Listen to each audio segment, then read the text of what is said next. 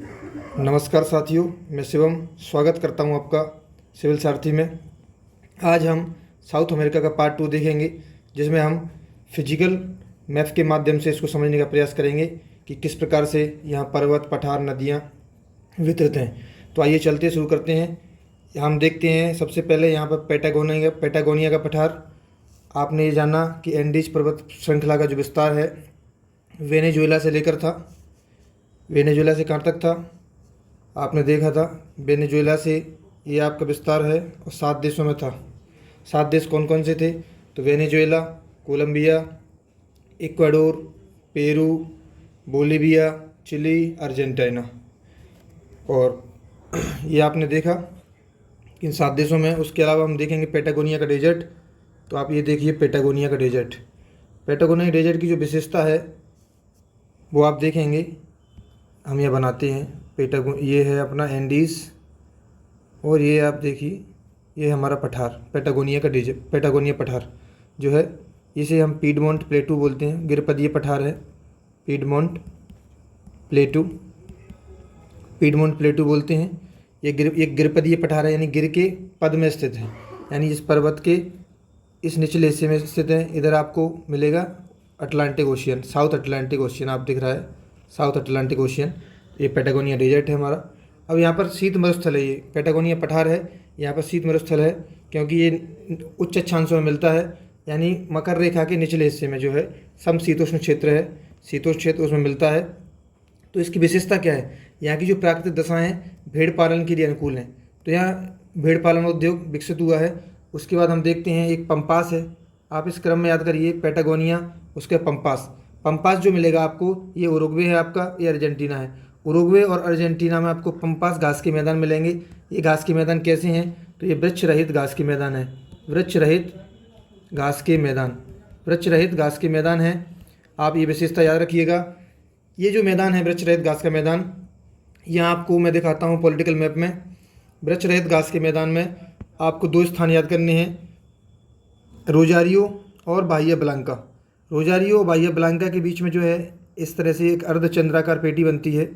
इस पेटी में जो है गेहूं का बड़ी मात्रा में उत्पादन होता है।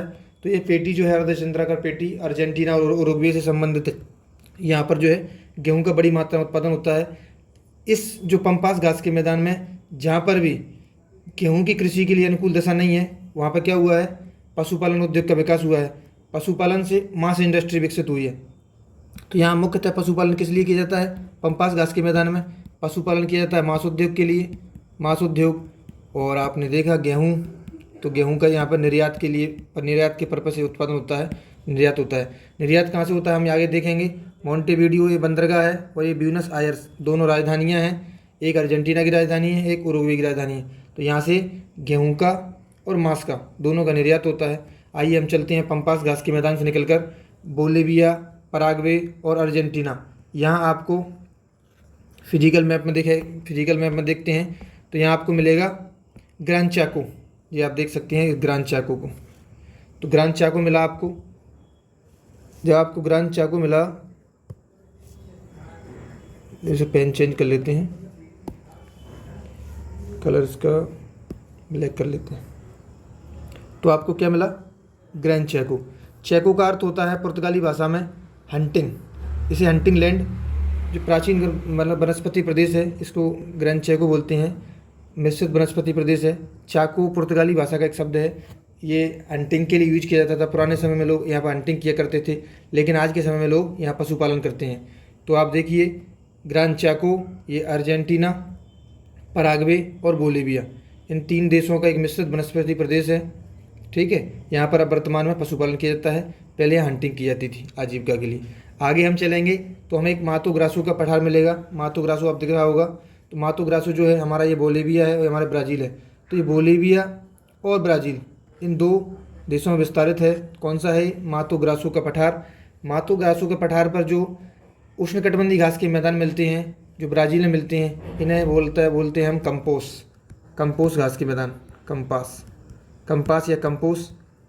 याद रखिएगा, पूछा जाता है परीक्षा में कि कंपास घास के मैदान कहाँ मिलते हैं। तो ये मातो ग्रासो पठार, ये ब्राज़ील से संबंधित है, ब्राज़ील और बोलिविया के बॉर्डर पर है। ठीक है, उसके बाद हम देखते हैं ब्राज़ीलियन हाईलैंड्स, आपको दिख रहा होगा ब्राज़ीलियन हाईलैंड्स। ब्राज़ीलियन हाईलैंड से कुछ नदियाँ निकलती हैं, आपको यहाँ मिलेगी टोकेंटिस, ये है टोकेंटिस, ये हमारी ये टोकेंटिस नदी है। इसी नदी को पारा नदी बोलते हैं, टोकेंटिस को पारा बोलते हैं। यहाँ आपको साउ फ्रांसिस्को मिलेगी, टोकेंटिस, साउ फ्रांसिस्को, पराना, आपको एक पराग्वे नदी भी मिलेगी, ये पराग्वे नदी है, ये पराना नदी है, ये उरुग्वे है। जब ये आगे चलती हैं पराना और उरुग्वे, इन दोनों ये आगे चल के यहाँ गिरती हैं। ये रियो डी ला प्लाटा है यहाँ पर, ये कौन सा क्षेत्र है तो हमने देखा था अभी, मोंटेवीडियो और ब्यूनस आयर्स यहाँ स्थित था। ये रियो डी ला प्लाटा एक ज्वारनदमुक्त क्षेत्र है, यहाँ पर स्वच्छ जल का निकास होता है नदियों का। तो उरुग्वे और पराना नदी आती हैं ब्राज़ीलियन हाईलैंड से निकल के, और इधर से आती है हमारी पराग्वे नदी। पराग्वे नदी पराना में मिल जाती है। इस तरह पराग्वे जो पराना नदी और उरुग्वे नदी का निकास कहाँ होता है, रियो डी ला प्लाटा में। सॉरी। इसके बाद हम आगे चलते हैं, हमने ब्राज़ीलियन हाईलैंड्स देखा। आइए ब्राज़ीलियन हाईलैंड्स से संबंधित कुछ तथ्यों को बताते हैं आपको। पहले हम चलिए आगे दिखाएंगे आपको, पहले हम ऊपर ले चलते हैं आपको। पहले हम गुयाना हाईलैंड्स देख लेते हैं। आपको दिख रहे हो गुयाना हाईलैंड्स, इनका विस्तार कहाँ से कहाँ तक है तो इनका विस्तार है वेनेजुएला से लेकर, आपने देखा था Venezuela, Guyana, Suriname, French Guyana और दक्षिण में ब्राज़ील, आपको ये ब्राज़ील दिख ही रहा है। तो ये गुयाना हाईलैंड्स का विस्तार है। गुयाना हाईलैंड्स में आपको एक नदी देखने को मिलेगी ओरनिको, यहाँ आपको दिख रही है, ये वेनेजुएला की एक महत्वपूर्ण नदी है ओरनिको। इसका निकास कहाँ होता है तो उत्तरी अटलांटिक महासागर में इसका निकास होता है ओरनिको नदी।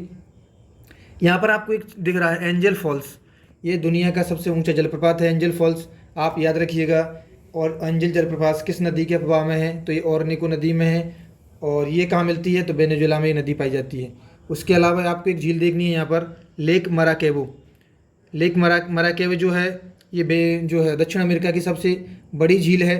इस झील का जो तटीय क्षेत्र है, आपको ये तटीय क्षेत्र दिख रहा है, कैरिबियन सागर में है। तो ये खनिज तेल के उत्पादन भंडारण की दृष्टि से महत्वपूर्ण है। ओरनिको नदी बेसिन भी खनिज तेल के भंडारण उत्पादन के लिए महत्वपूर्ण है।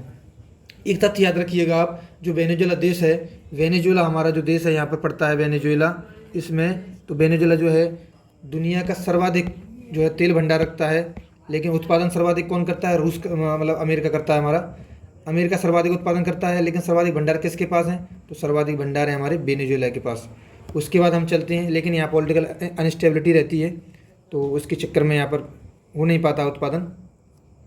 और ये एक यहाँ महंगाई बहुत, मुद्रास्फीति काफ़ी मात्रा में आपको न्यूज़ देखने को मिलेगी। उसके बाद हम निकलते हैं यहाँ से, हम अब नदियों को देखेंगे इसी मैप में। तो हम इसको साफ कर लेते हैं, आप इसको एक बार और देखिएगा, फिर हम आपको ब्लैंक मैप में रिवीजन कराएंगे अभी थोड़ी देर में, तो आपको याद हो जाएगा, आपको रटने की आवश्यकता नहीं पड़ेगी। तो आइए चलिए नदियों को देखते हैं। तो आप सबसे महत्वपूर्ण जानते हैं कि कौन सी नदी यहाँ की सबसे महत्वपूर्ण नदी है, तो अमेजन नदी है। ये कहाँ से निकलती है तो ये पेरू से निकलती है, पेरू के एंडीज पर्वतीय जो श्रृंखला है वहाँ से निकलती है। ये आपको अमेजन नदी दिख रही है। और ये इसका जो अपवाह क्षेत्र है, इसका जो अपवाह क्षेत्र है, अपवाह क्षेत्र की दृष्टि से दुनिया की सबसे बड़ी नदी है। और लंबाई की दृष्टि से देखा जाए तो नील नदी के बाद, जो कि मिस्र में बहती है, अफ्रीका में बहती है, जिसे हम मिस्र का जो है मोती भी कहते हैं, उसको बोलते हैं। तो यहाँ हम देखेंगे तो ये दुनिया की दूसरी सबसे लंबी नदी है, अपवाह की दृष्टि से सबसे बड़ी नदी है। यहाँ आपको एक मेडीरा दिखेगा, मेडीरा इसकी सबसे बड़ी सहायक नदी है मेडीरा। इधर से आपको एक नदी दिख रही होगी नीग्रो, आपको नदी दिख रही होगी नीग्रो। यहाँ पर जो है इनका संगम जहाँ होता है, यहाँ पर एक आपको सिटी मिलेगी मनोस, आप पॉलिटिकल मैप में देख सकते हैं मनोस जो मनोस है। यहाँ पर रबड़ जो है, रबड़ का वृक्ष सर्वाधिक मतलब देखा गया था पहली बार अमेजन के जंगल में। यहाँ पर रबड़ का बड़ी मात्रा में उत्पादन होता है। सभी क्षेत्रों से जो रबड़ लाई जाती है उसको मनोस जो है यहाँ पर संग्रहित किया जाता है। उसके बाद हम यहाँ एक बेलेम बंदरगाह देखेंगे, इसके मुहाने पर, मुहाने से नज़दीक है तो एक बेलेम बंदरगाह है, यहाँ से रबड़ का निर्यात किया जाता है। तो दोस्तों अमेजन का जो जंगल है ये काफ़ी घना जंगल है। इसमें जो वनस्पति पाई जाती है उसे हम बोलते हैं सेलवास बोलते हैं। आप याद रखिएगा कि अमेजन में जो वनस्पति पाई जाती है उसे, उस जंगल को किस नाम से जाना जाता है तो सेलवास के नाम से जाना जाता है। ये बहुत काफ़ी महत्वपूर्ण तथ्य है, तो आप इसको याद रखेंगे सेलवास। हमने इसको देखा, इसकी जो गम्यता और पहुँच है, यहाँ हर सब चीज़ है, जंगल बहुत घना है तो यहाँ लोगों की गम्यता और पहुँच कम हो जाती है इस जंगल में, तो इसकी सामाजिक आर्थिक रूप से पिछड़ा क्षेत्र है। तो आइए आगे चलते हैं। आपने ये नदी देखी, उसके बाद हम देखते हैं साउ फ्रांसिस्को नदी। इसके अपवाद क्षेत्र में आपको मैं ऊपर पॉलिटिकल मैप में दिखाता हूँ आपको साउ फ्रांसिस्को नदी। आप देखिए साउ फ्रांसिस्को नदी के अपवाद क्षेत्र में ही सल्वाडोर आता है। यहाँ पर ये अपना बेली हॉरिजेंटो, ये साउ पोलो और सेंटोस ये है हमारा जो पड़ता है। यहाँ साउ फ्रांसिस्को नदी ऊपर जाकर गिरती है, यहाँ गिरती नहीं है। तो ये अपवाद क्षेत्र में सब आते हैं, ये आपको इधर गिरेगी। हम देख लेते हैं कहाँ इसका निकास हो रहा है। तो ये आप इसका निकास यहाँ हो रहा है और यहाँ से ब्राज़ीलियन आइलैंड से निकल रही है। तो इसको बना लेते हैं, इसको हम यहाँ गिराएंगे और इसको ब्राज़ीलियन आइलैंड से निकल रही है। आपको एक सिटी दिख रही है बेली हॉरिजेंटो, जो ब्राज़ीलियन आइलैंड्स है।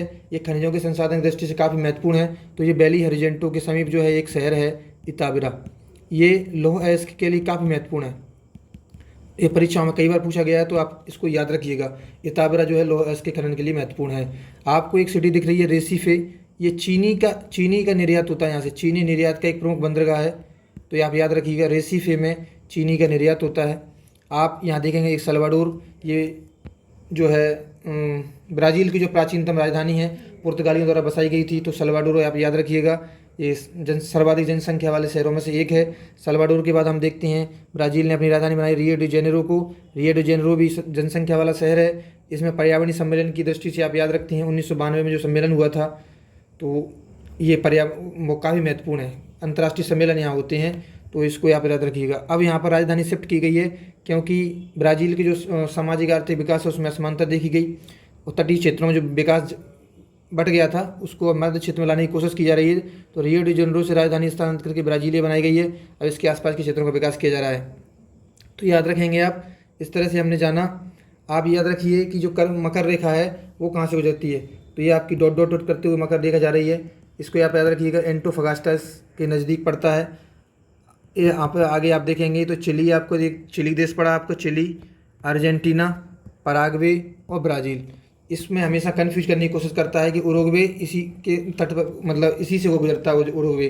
4 ऑप्शन दिए जाएंगे आपको, तो आपको लगाना है कि उरुग्वे मकर रेखा पर नहीं पड़ता है।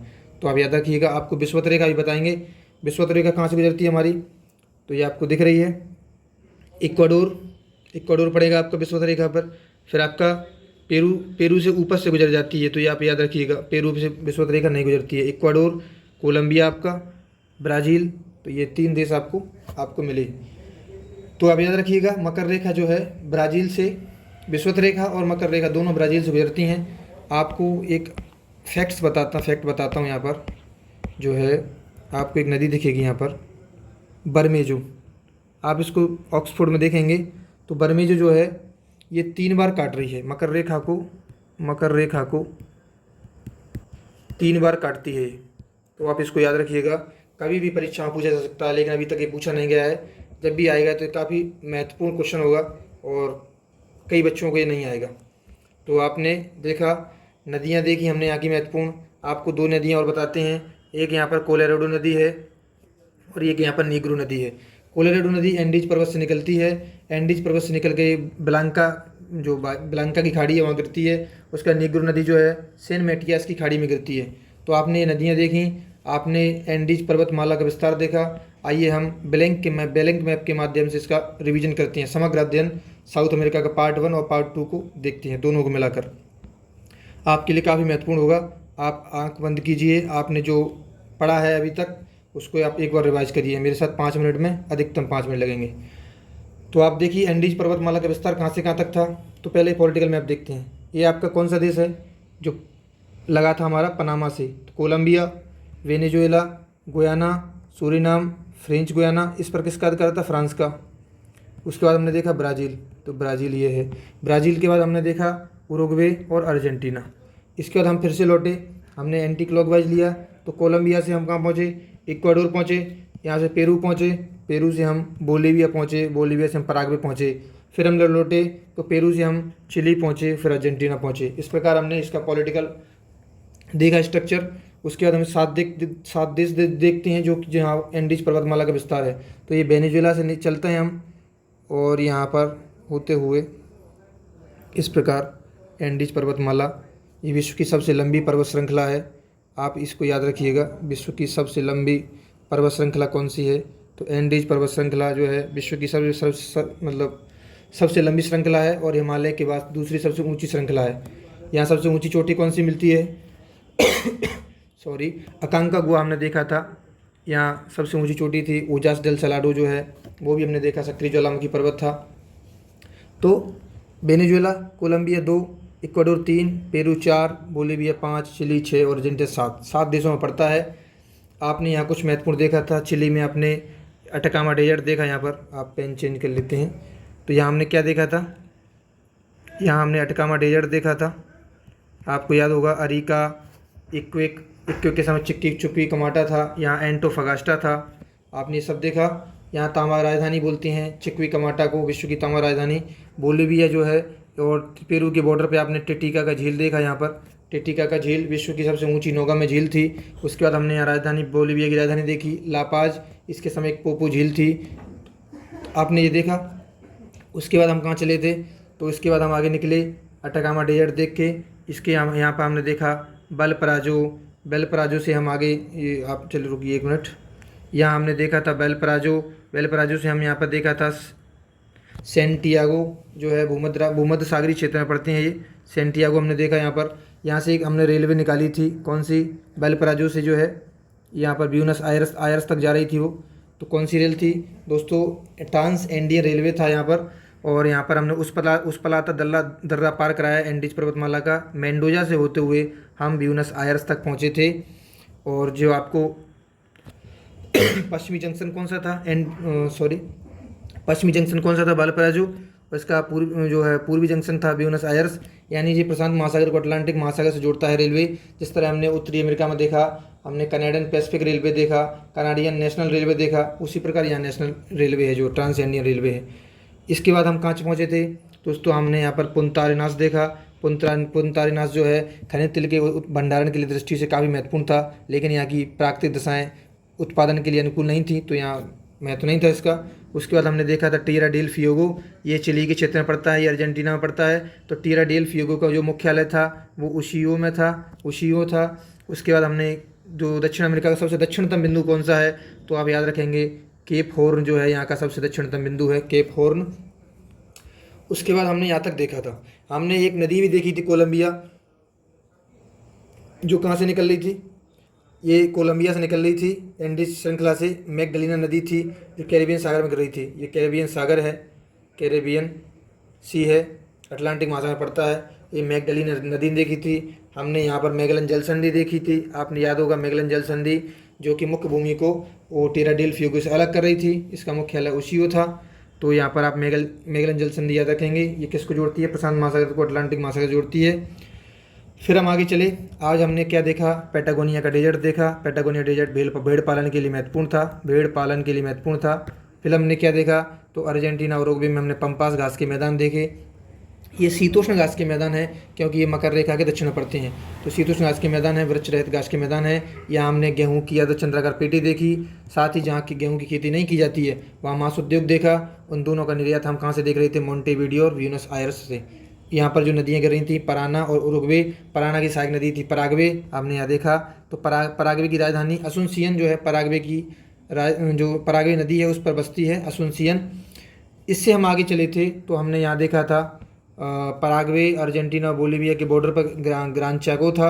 ग्रान चाको हमने क्या देखा? ये एक पहले हंटिंग लैंड था, अब यहाँ पशुपालन किया जाता है। उसके बाद हमने बोलीविया और ब्राज़ील, यहाँ कंपोस्ट घास के मैदान देखे, मातो ग्रासो का पठार देखा। उसके बाद ये पूरा ब्राज़ीलियन हाईलैंड्स है। ब्राज़ीलियन हाईलैंड्स में नदियों का हमने देखा। ये टोकेंटेस या पारा नदी थी, यहाँ पर साउ फ्रांसिस्को नदी थी। उसके बाद यहाँ पराना इधर से जा रही थी, पराना उरुग्वे, ये दोनों नदियाँ इधर जाके पराना नदी मिल रही थी, पराग्वे नदी। इस प्रकार हमने नदियों को देखा। यहाँ पर पेरू से हमने कौन सी नदी निकाली थी? एंडीज पर्वत श्रृंखला से तो हमने निकाली थी अमेजन नदी। अमेजन नदी निकास यहाँ हो रहा था। यहाँ एक बेलेम बंदरगाह था, यहाँ रबड़ का निर्यात किया जा रहा था।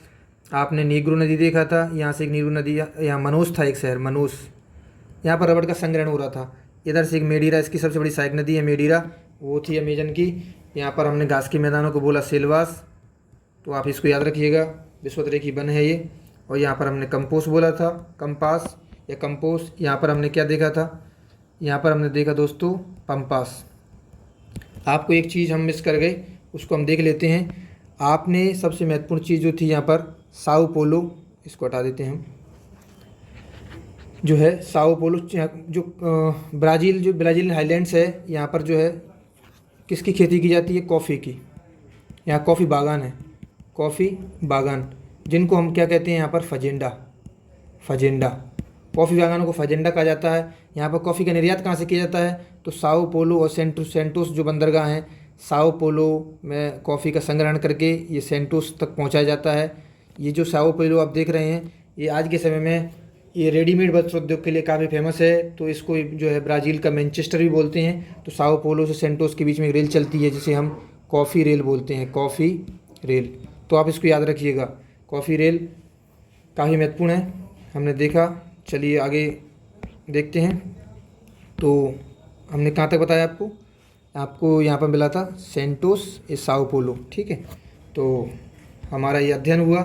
आप इसी प्रकार से, और आपको एक फैक्ट और बताते हैं। हमने यहाँ तक देख लिया था, ये लेक थी मराकेबो, यहाँ पर आपने ये ओरनिको नदी भी देखी थी, यहाँ पर एंजल जलप्रपात देखा था। जो है गुयाना उच्च भूमि जो है, ये वेनेजुएला में जो है उष्णकटिबंधीय घास के मैदान पाए जाते हैं। यहाँ पर इन्हें बोलते हैं हम लानोस। आप एक और याद रखिएगा, ये लानोस, कंपोस, पंपास, ये सब आपको याद रखना है। सेल्वास, ये काफ़ी महत्वपूर्ण, कई बार परीक्षा पूछे जाते हैं, तो इसको आप मिस नहीं कर सकते हैं। इन देशों की, कुछ देशों की राजधानी आप याद करने का प्रयास कीजिएगा। जैसे इक्वाडोर की राजधानी क्या है? तो एक क्यूटो है। कोलंबिया की क्या है? बोगोटा है। तो आप इनकी राजधानी, जैसे वेनेजुएला की राजधानी क्या है? मराकास, जो तट पर स्थित है। इस प्रकार आप सबकी राजधानियाँ, जैसे हमने ब्राज़ील की देखी, ब्राज़ीलिया हो गई है। अर्जेंटीना की ब्यूनस आयर्स, मोंटेवीडियो याद रहेंगे आपको। चिली की सेंटियागो। तो इस प्रकार से हमें पराग्वे की एसुनसियन, और यहाँ पर लापाज थी बोलीविया की। इनकी आप देख लीजिएगा, गुयाना, सूरीनाम, फ्रेंच गुयाना, ये तो आप देखिएगा। हमने साउथ अमेरिका का समग्र अध्ययन किया, मैप के माध्यम से इसका रिवीजन भी किया। तो आप इस प्रकार से मैप को अगर पढ़ेंगे तो आपको लंबे समय तक याद रहेगा, और विश्वास मानिए परीक्षाओं में यहाँ से कोई भी प्रश्न बाहर नहीं जाएगा। और आप इसकी PDF प्राप्त करने के लिए हमारे टेलीग्राम चैनल @सिविल सारथी, इससे जुड़ सकते हैं। II है पीछे, याद रखिएगा, @सिविल सारथी। चैनल को लाइक करें, सब्सक्राइब करें, और अपने दोस्तों परिवार के साथ शेयर करें। धन्यवाद।